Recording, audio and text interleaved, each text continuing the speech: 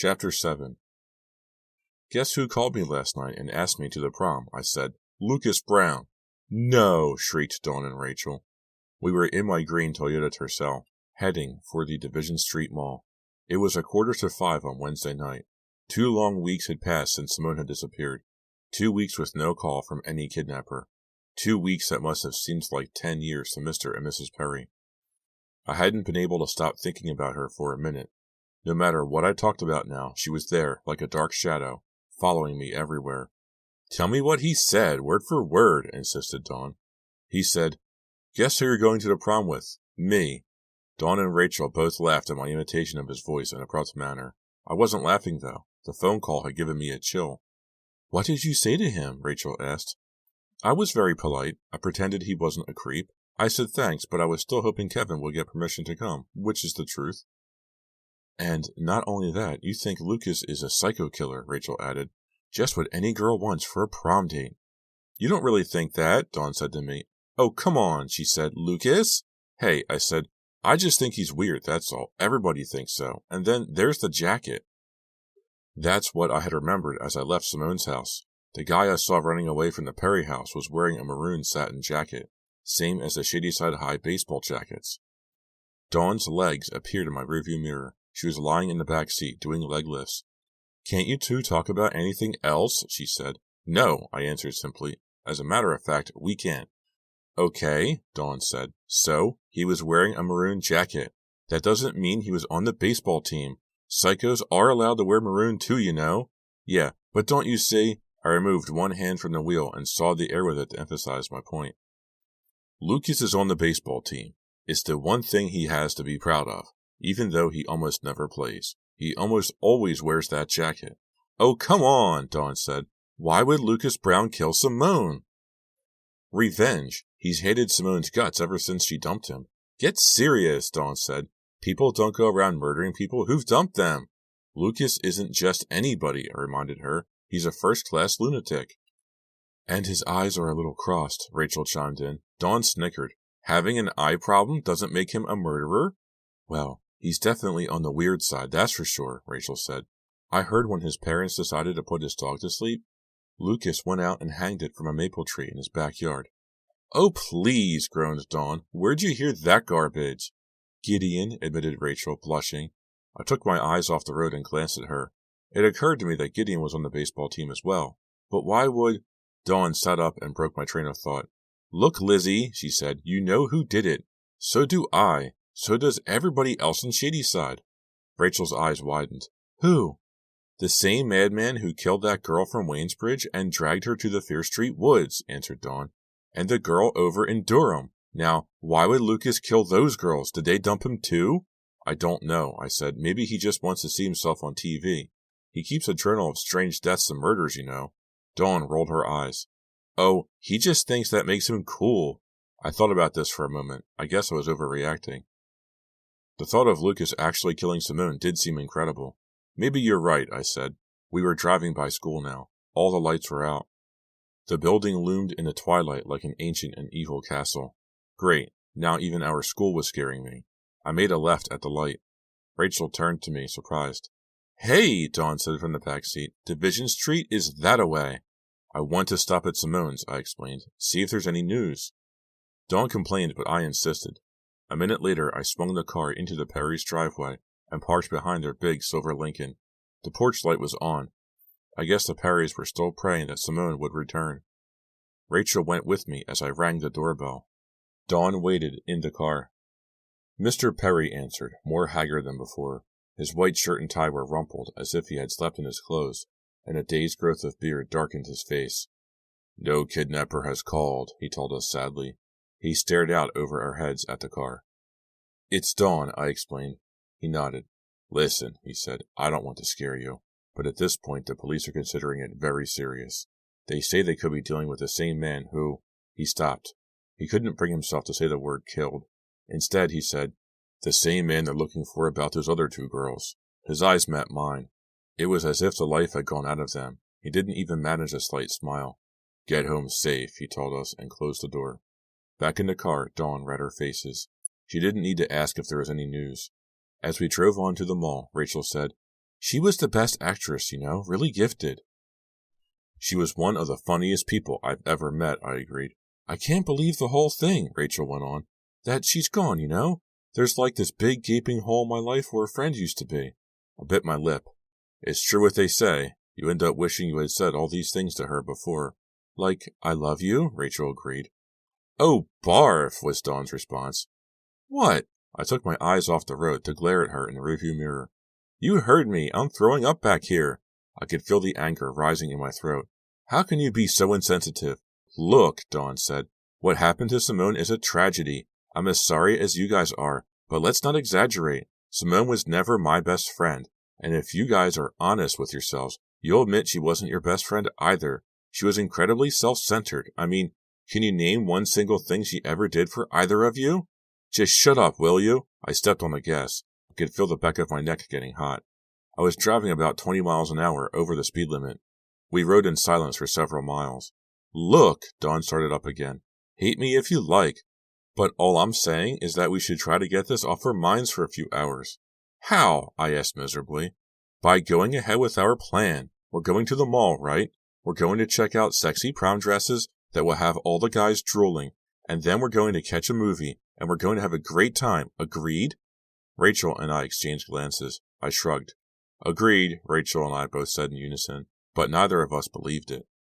Then Dawn clapped her hands together. Hey, she said, the prom is only 2.5 weeks away. Great, said Rachel gloomily. Dawn said, I've got to decide who I'm going with pretty soon. True to her prediction, Dawn had already been asked to the prom by 3 boys. I wouldn't mind being asked by 3 guys, Rachel grumbled. Everyone knows you're with Gideon, I told her, so no one would ask you. Right, said Rachel. It's true. If you want offers, break up with Gideon. You'll get plenty of guys asking you to the prom. Great idea, Rachel said, rolling her eyes.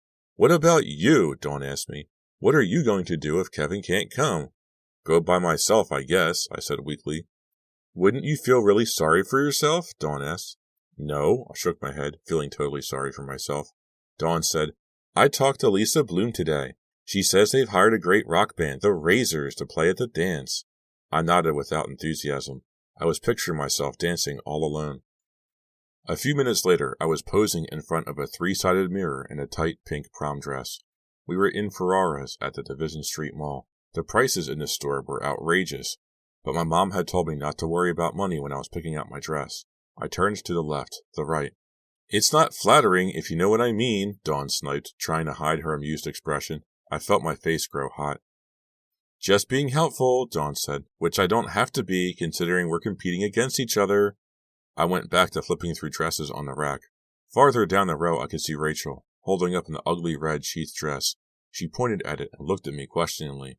I shook my head but smiled kindly. I wasn't going to be like Dawn. What do you want me to say? Dawn continued. That it looks great when it doesn't? I shrugged. Admit it, Dawn said, poking me in the ribs. You know I'm going to win, so why don't you just stop worrying? It doesn't matter what you wear. Right. But it's true. I always win everything and you know it. I stared at her in disbelief. She just didn't know when to stop. What was worse, she wasn't kidding around anymore. I could tell that she was completely serious. Then I saw it. Black with spaghetti straps and a plunging neckline. It was so sexy I could almost imagine guys fainting over the dress even without anyone in it. Ooh, I gushed, pulling it off the rack. Let me see, Dawn snapped, grabbing at the hanger. Hold on, I said. I found it first. But Dawn kept yanking on the dress. Other customers were starting to stare. Lizzie, don't be stupid, Dawn hissed. It would look so much better on me, and you know it. You're not tall enough for a dress like this. She gave a final yank and pulled the dress out of my hands. Thank you, she said, smiling icily. Hold these, will you? She handed me the 3 dresses she already picked out and flounced off toward the dressing rooms. I stared after her. I had only one question for myself. Why did I bother staying friends with Dawn? I was so angry I wanted to scream, but I didn't. I didn't even say a word. I just let her walk off with my dress, which made me even angrier, of course. That's one of my problems. I never get angry quick enough. I never speak up when I am really mad, and then I feel silly bringing it up later. I thought about Simone. What would she do if she were here? She'd scream at Dawn, for starters. Simone wasn't big on holding back.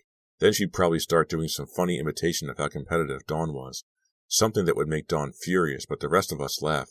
My anger was starting to fade. In its place came a feeling of terrible loss. Simone would never, ever make me laugh again, except in my memory.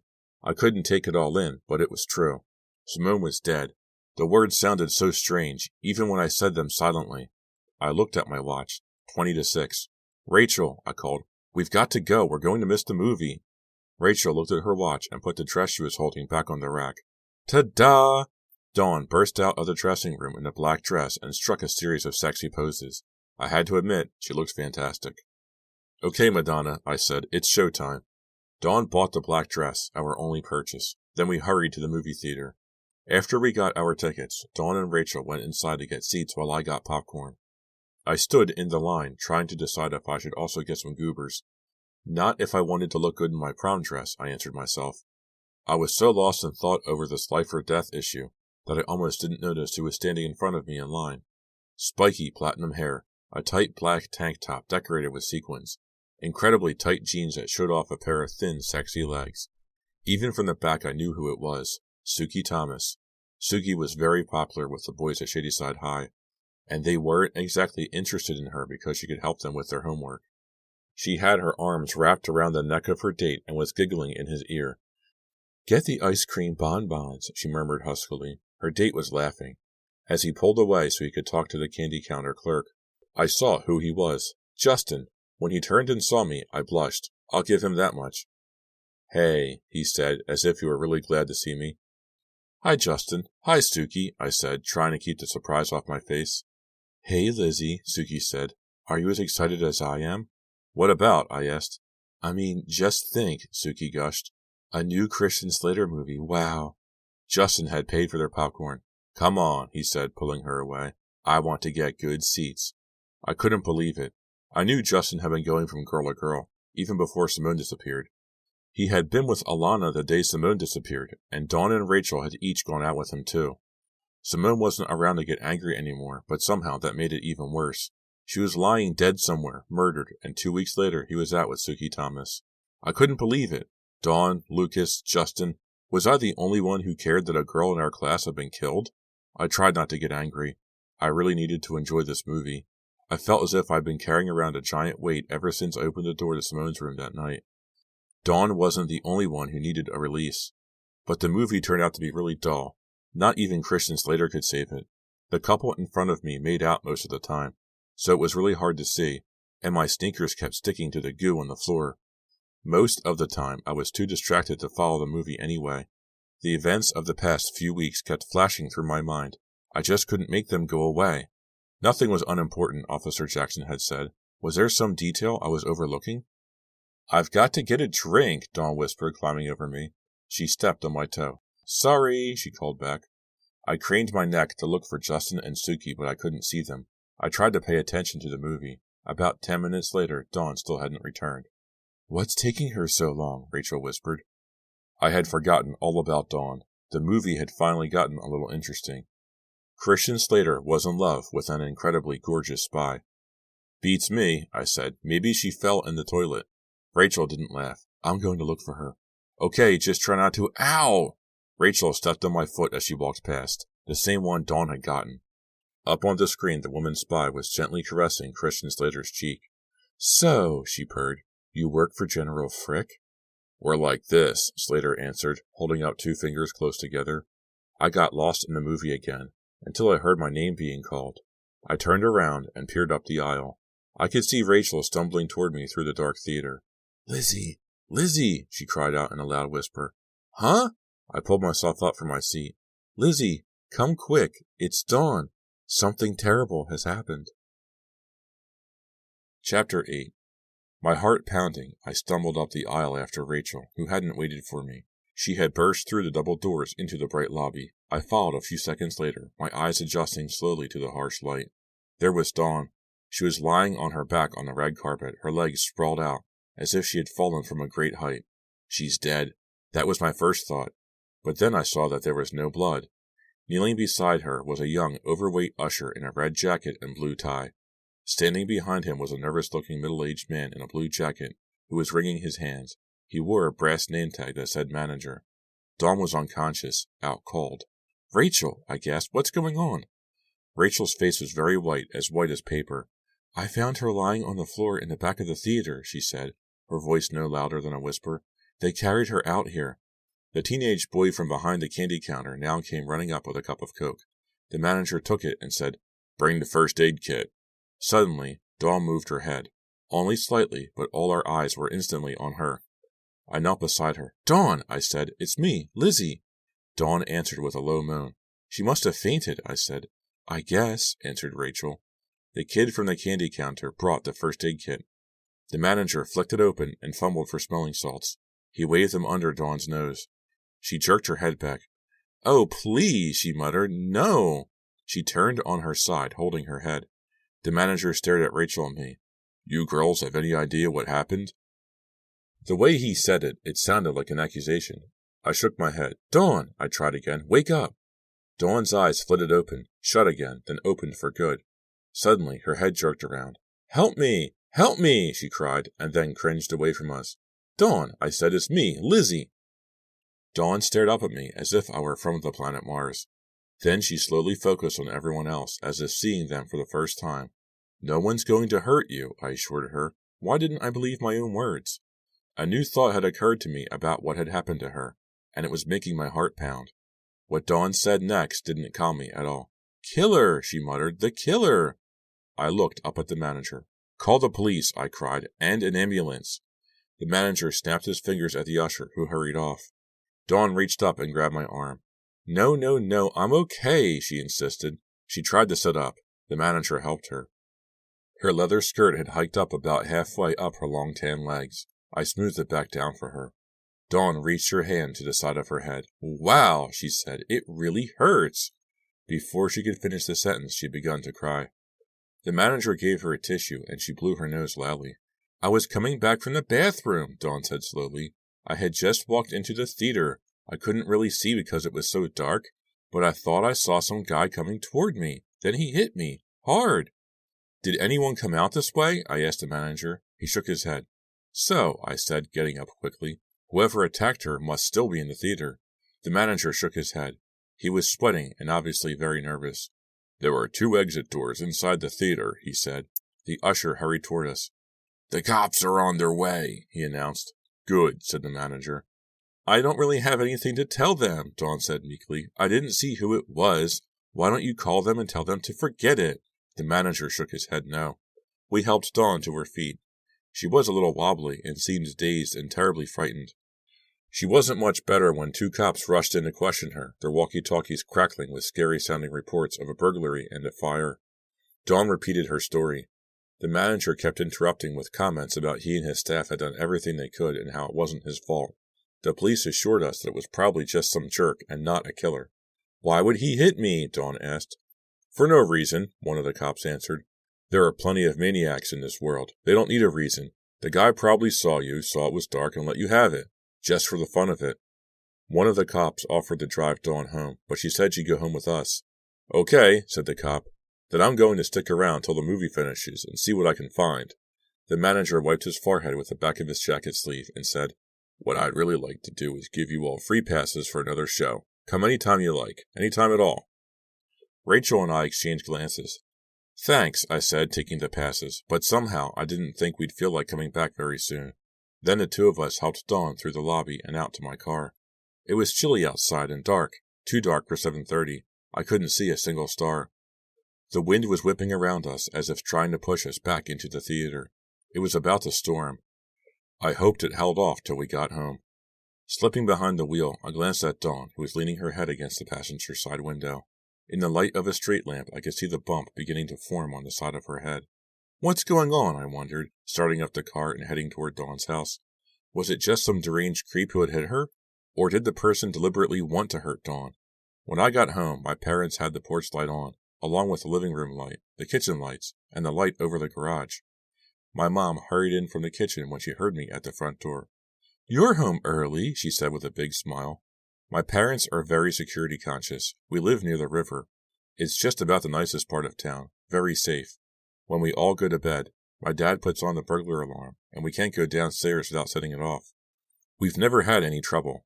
The only time it went off was once when my dad got up in the middle of the night and forgot. We found him standing in the kitchen, holding a glass of milk, a bewildered expression on his face as the siren blared. I knew that the murders of teenage girls had both of my parents as upset as I was, probably even more so. This was certainly the most excited my mom had ever been to see me come home from a movie. "You've got mail," my mother told me. I stared at the pile of letters on the hall table. On top was a long white envelope with familiar-looking handwriting. "Kevin," I said with a grin. I waited until I was up in my room to read my letter. His father still wouldn't give him permission to come for the prom. His mom had been in a minor car accident and was wearing a neck brace. He had made a lot of new friends. That didn't make me happy. And he still loved me madly. That made me very happy. I was going to write an instant reply, but I had to finish my homework first. That turned out to be more difficult than I thought. After 10 minutes, my American history textbook was still open to the exact same page I had started on. I was trying to read about Lincoln getting shot, but every time I read the first sentence, I thought about Dawn getting whacked on the head, or about Simone and the horrible things that had probably been done to her, or about the girl they had found dead in the woods. A flash of lightning zigzagged down outside my window. The thunder followed almost instantly. It was the loudest thunderclap I'd ever heard. I stood up and stared out the window. It was hard to believe everything was still standing. It had sounded like a nuclear bomb. Lightning flashed again. I heard a light pitter-patter, as if 1,000 mice were running over the roof. Then I saw the first big drops of rain hit. Crack! A curtain of rain whipped against my window. I jumped back. "Calm down, Lizzie," I told myself. "Take a deep breath." I took a few very shallow breaths. That only seemed to get me more worked up. The storm was soon raging outside. Sheets of rain now ran violently down my window. The wind howled as if it were a beast demanding to be let inside my room. I got into bed and pulled the covers over me. The comforter was pink and ruffly. I've had it for years, but it didn't feel very comforting at the moment. I climbed out of bed and went to sit at my desk. I took out a sheet of the stationery my dad had had printed for me. It says, "From the desk of the amazing Lizzie," across the top, with a picture of a frolicking pig. Pigs are my favorite animal. Don't ask me why. I've got a whole collection of pig dolls and toys. "Dear Kevin," I began. "I don't know if it's been in the papers all the way down in Alabama, but some horrible stuff has been happening here in Shadyside." I crumpled that up and threw it away. I didn't want to start right off with the bad news. Why didn't I just write, "Dear Kevin, Simone is dead"? I shivered and covered my face in my hands. When I removed my hands, I noticed that the door to my room was wide open. I gasped. It was my dad. He stared at me in amazement. "Didn't you hear me knocking?" he asked finally. "No," I answered. "The rain." "Oh, sorry. I didn't mean to startle you." He seemed pretty startled himself. "Just wanted to see if you were up for a game of chess. My father adores chess. He can't get enough of it, even though I always beat him." "Sorry," I said. "I've got more homework to do." He nodded and smiled warmly. "Everything okay?" he asked, pretending to be casual. But I could tell he was worried, just like Mom. "Yeah, I guess," I told him. "Simone's parents haven't heard a thing," I said. He sighed. "It's terrible," I nodded. "Lizzie?" "I'll be extra careful," I told him. He sighed again. "If you change your mind about the chess," his voice trailed off as he left. I examined my face in a closet door mirror. No wonder he was worried. I looked horrible.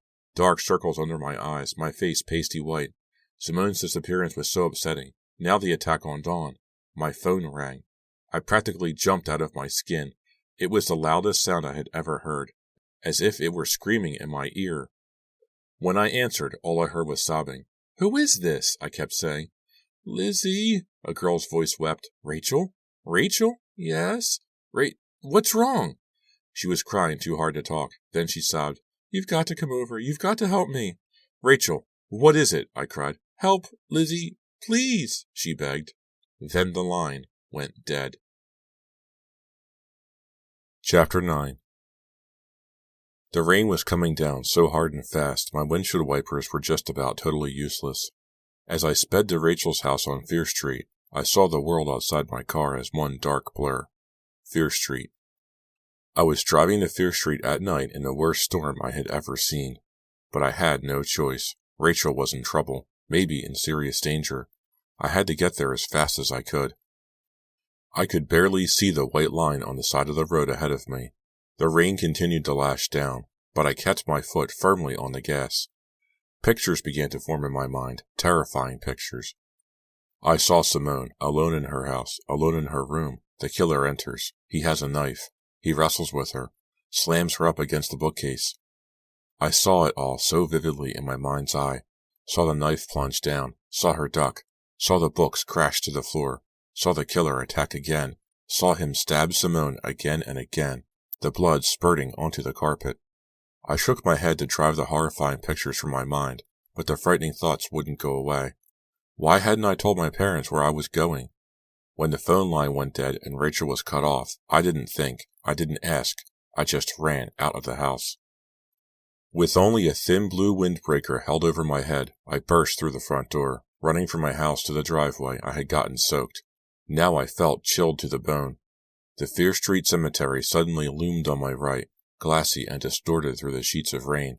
The rows of white, crooked gravestones seemed to lean toward me as I slowed the car for Rachel's house. I saw a bolt of lightning streak toward the middle of a row of tombs. The thunder boomed almost at the same instant. This is the kind of storm that can rouse the dead, I thought, shivering. I leaned forward in my seat, my face almost pressed against the windshield. I tried to peer through the rain as the wind pushed my car toward the slanting graves. I gasped as I saw a shadow dart into the road. I slammed on the brakes, but not in time. I felt the car jolt. I felt a bump. Something was under my tires. My throat tightened in fear. No! I cried aloud. No! That bump. That horrifying bump. I knew that I had just run over someone. Chapter 10. With my eyes shut tight, I slid to a stop. Breathing noisily, I pushed open the door and stumbled out into the rain. Who was it? Who had I hit? A streak of lightning lit up the road and made it brighter than daylight for a split second. Several yards behind the car, I could see someone lying in the middle of the street. I started to run toward the person, the cold rain thundering on my head. As I got closer, I saw that the figure was small. A child? Oh, please, please, no! I screamed into the rain. My hair was plastered flat, like a helmet fitted to my head. The blue windbreaker was sticking to me. My jeans were soaked. No! Please, no! And then I was standing over the body. It was a raccoon, a dead raccoon. The middle of the raccoon's belly was a mess of raw meat. The animal's dark eyes were open and staring at me. A wave of nausea swept over me. I looked away. It was a good thing I did, because I glanced up just in time to see a car round the corner and come roaring toward me. I screamed and toppled backward onto the curb. The car roared past. I don't think the driver even saw me. Slightly dazed, I climbed to my feet. Avoiding the dead raccoon, I started running back through the pelting rain toward my car. Somehow, driving almost blindly, I managed to pull the car up Rachel's driveway. There was no sign of trouble outside the house. Lights were on inside. I ran up the walk and pounded on the front door. I heard footsteps approaching. The porch light flicked on, and Mrs. West peered out at me through the white gauze curtains. Her mouth fell open when she saw me. I guess I was a sight. "Lizzie!" she exclaimed, flinging open the door. "Are you okay?" "Where's Rachel?" I cried. "Rachel? Upstairs in her room. What are you—" I didn't wait for her to finish. I took the stairs 2 at a time. It was dark on the second floor, as dark as it had been at Simone's house on that terrible night. I stared at Rachel's closed door, the narrow strip of light shining out underneath. I didn't want to imagine what I would see inside. I didn't want to open that door, but I had to. Taking a deep breath, I grabbed the doorknob and pushed the door open.